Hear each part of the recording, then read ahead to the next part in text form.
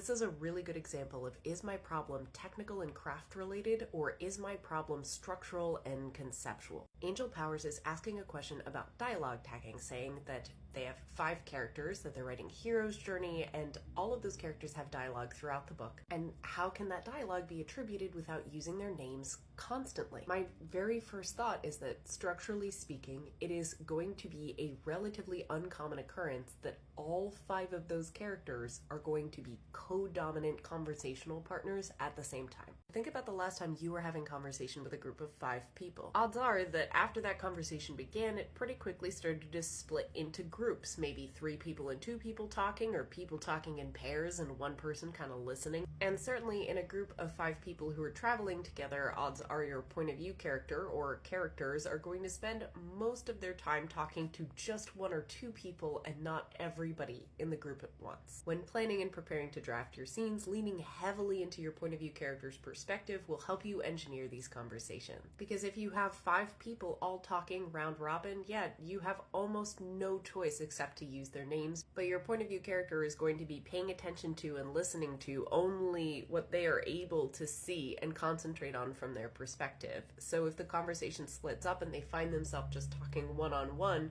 even while another conversation's going on in the background, this is going to be their primary focus, and because of that, it's going to be easier to start dropping those characters' names and only using their pronouns. Alternatively, if you feel like dialogue is getting too back and forth and it's starting to ping around this group of people over and over again, you could have your point of view character summarize that dialogue. I think when we write big ensemble casts, we fall into this trap of feeling like all 5 of those people need to be speaking in a dialogue scene because they're there. But that's not necessarily the case. Conversations split up, people dip in and out of conversation, and it's not uncommon for a conversation between 5 people to really largely devolve into a debate between 2 people that 3 others are listening to. So while you'll have to rely on tricks for using your protagonist to guide the reader's focus in a conversation during those occasional full cast ensemble scenes, if you find yourself writing 5-way conversations in every single scene, odds are you're looking at a structural level issue and not a prose level issue.